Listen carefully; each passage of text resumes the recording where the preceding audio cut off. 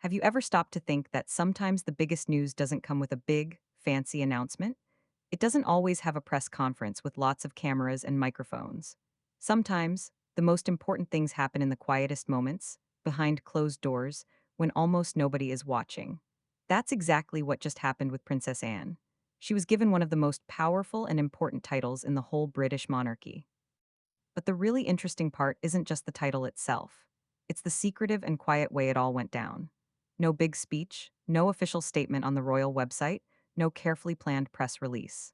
Just a late night meeting, some important papers, and a king who seemed to want to make sure everything was locked in tight before anyone on the outside even knew it was happening. And when you start to look at all the details, you realize this was never simply about giving someone a new name or a fancy title. There was a very specific reason for the timing, a reason for all the secrecy, and a very clear reason why Princess Anne was the one chosen to walk out of that room with this incredible new responsibility. It's something the monarchy hasn't given to anyone in a very long time, and that makes it a really big deal. Let's break down what we actually know about what happened. According to people who are very familiar with how things work inside the palace, King Charles called Anne in for a private meeting. This wasn't on any official schedule that the public or even most of the staff knew about. And that one fact alone should tell you just how unusual this whole situation was. Buckingham Palace is a place that runs on a very strict system. Everything is planned, logged, and coordinated. There are layers and layers of staff members who brief each other and make sure everything happens with a level of precision that would make most government offices look like they're not even trying.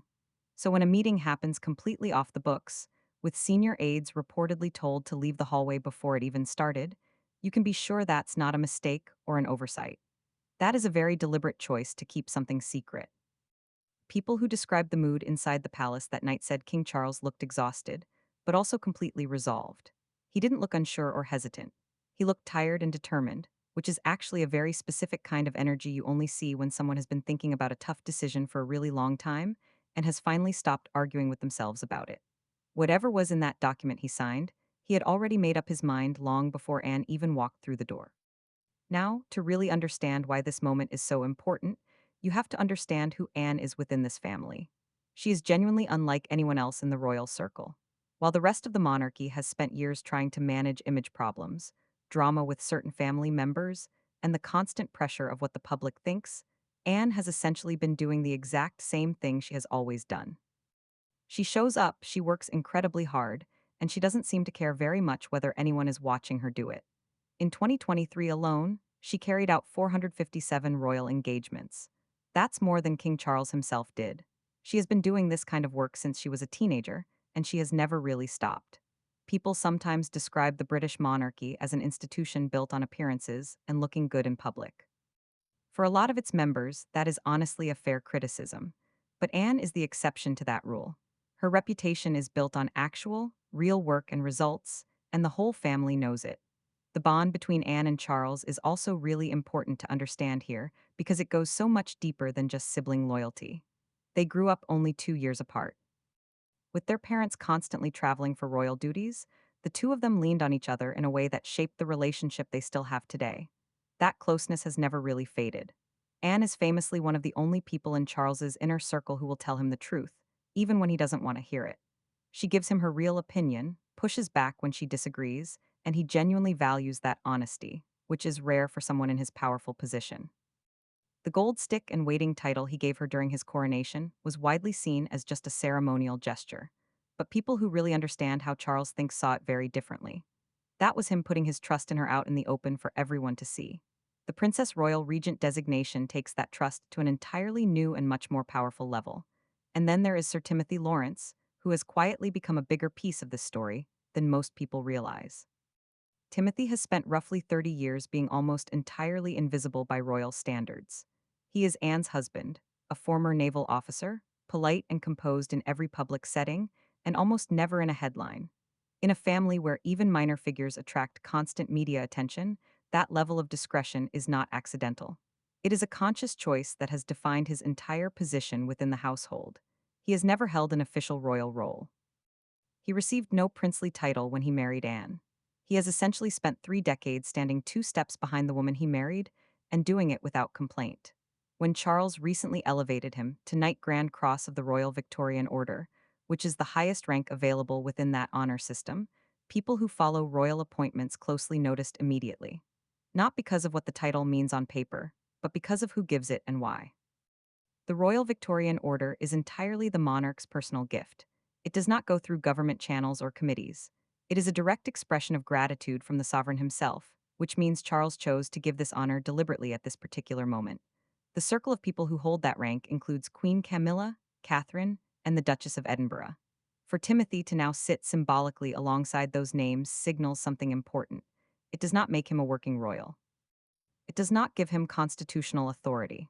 But in the special language of monarchy, where every gesture carries weight and every ribbon means something, this one reads as a big thank you. The man who never asked for anything is being told quietly that his loyalty has been seen and valued. And that timing matters more than it might seem at first glance, because the working royal lineup right now is thinner than it has been in decades. King Charles is managing his health publicly. Catherine has been largely away from public duties during her recovery. Harry and Andrew are both gone from active royal life. The people left carrying the daily weight of the institution are a much smaller group than even 5 years ago, and Anne sits right at the center of that group. So, what Charles is essentially doing between the regent title and Timothy's elevation is reinforcing the people who are actually holding things together. What makes all of this even more layered is the personal history running underneath it all. Because Anne and the people now surrounding the throne have a backstory that goes back decades, and it is genuinely one of the more complicated webs in modern royal history. Before Camilla Parker Bowles became queen consort, before she was the woman Charles finally got to marry after everything they went through to get there, she was married to a man named Andrew Parker Bowles. And Andrew Parker Bowles, before any of that, had a romantic history with Princess Anne. In the early 1970s, Anne and Andrew were genuinely connected. People in royal circles at the time described it as a real relationship, not just a casual acquaintance. But it did not last.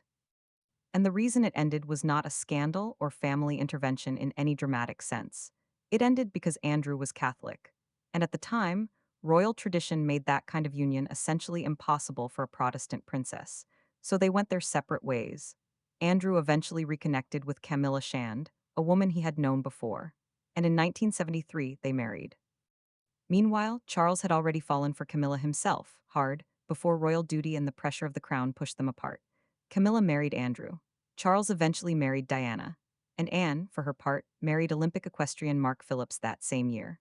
Four people all tangled up in the same emotional history, each ending up somewhere completely different from where their hearts were pointing in the beginning. That history never fully disappeared. It got buried under decades of royal events, public appearances, and carefully managed narratives, but it did not disappear. And when Charles and Camilla finally made it official in 2005, after Diana's death and years of public scrutiny and complicated feelings across the entire family, Anne handled it the way she handles most things: quietly, professionally, and without making a public scene. She did not give interviews. She did not do anything that could be clipped into a headline. But people who were paying attention noticed that she was not exactly radiating warmth about the situation either. The tension was not loud, it was just present. Part of what drove that tension was philosophical as much as personal. Anne has always operated on a very specific set of values around what royal life actually means. To her, the title comes with a responsibility that is non negotiable. You show up, you work, you serve, and you do not ask for recognition in return. That is the deal. Camilla's path into the royal family looked very different from that framework. Her entrance was not through decades of quiet service. It was through a relationship that had been publicly controversial for years, followed by a gradual and sometimes uncomfortable rehabilitation of her image. Anne respected the effort Camilla made in the way that you can respect someone's work without ever fully closing the emotional distance between you. The curtsy moment that royal watchers flagged after Camilla became queen consort was small in the grand scheme of things, but it got a lot of attention precisely because it said so much without saying anything. Anne did not curtsy. Whether that was a statement or simply a reflection of their complicated shared history is something only Anne knows, but either way it landed. What is interesting is that despite all of this, Anne has never let her personal feelings interfere with her public function. That is actually one of the things that makes her so uniquely suited to the role Charles has now handed her. She can disagree with something, feel something privately, and still walk into a room and perform her duties without letting any of it show in a way that creates problems for the institution. That is a skill that sounds simple and is genuinely rare. Charles trusts her not just because she is loyal, but because she is disciplined in a way that goes beyond just following rules. She understands the stakes of the institution itself, and she has made a lifetime commitment to protecting it, even when that commitment is personally costly. The internal dynamic between Anne and Camilla has never been a war. It is more like two people who occupy the same space with very different histories and very different philosophies, and who have both made the calculation that the institution matters more than whatever friction exists between them. In public, they are composed, polite, and functional. Behind closed doors, by most accounts, the relationship is more complicated, but also more managed than the tabloids tend to suggest. There is no ongoing feud, no active power struggle. There is just a quiet acknowledgement on both sides that they are very different people who serve the same crown, and that the crown comes first. Camilla's journey to acceptance has genuinely not been easy, and it would be unfair to pretend otherwise. When she stepped into public life as Charles's partner and eventually his wife, a significant portion of the British public was not ready to accept her. The shadow of Diana loomed over everything. The years of difficult headlines, the perception that she had been a disruptive force in what many people saw as a fairy tale marriage, all of that followed her into her new role. She has spent years doing steady, consistent charity work, building relationships with organizations, showing up for causes that do not generate a lot of press attention, and gradually shifting the public narrative around who she is. It has worked to a meaningful degree. Her approval numbers are higher now than they were a decade ago, but full acceptance, the kind that comes without any asterisk attached, has remained elusive in certain corners. What the palace seems to understand now, perhaps more clearly than before, is that the path forward for this monarchy is not going to be built on perfection or on resolving every complicated dynamic from the past. It is going to be built on whoever is actually showing up and doing the work.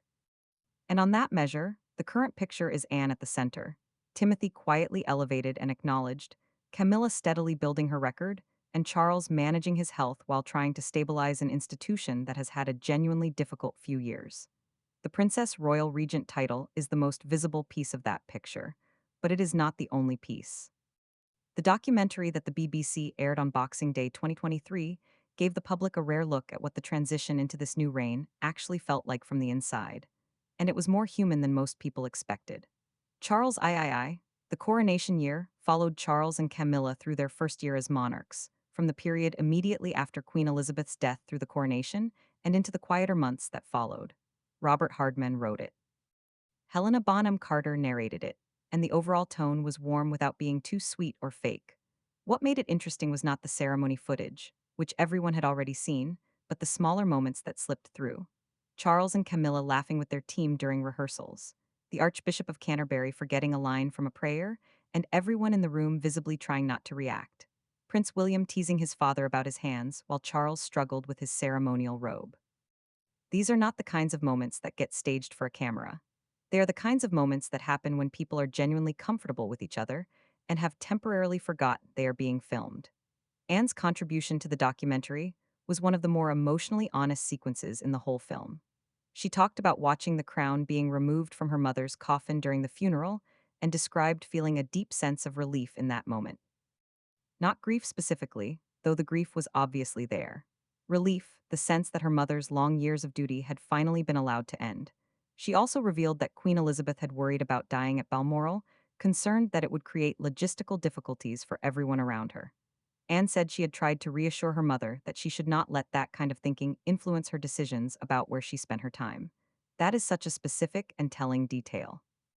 Even in her final chapter, the Queen was thinking about the inconvenience her death might cause other people, and Anne, true to form, was the one telling her to stop worrying about everyone else for a change.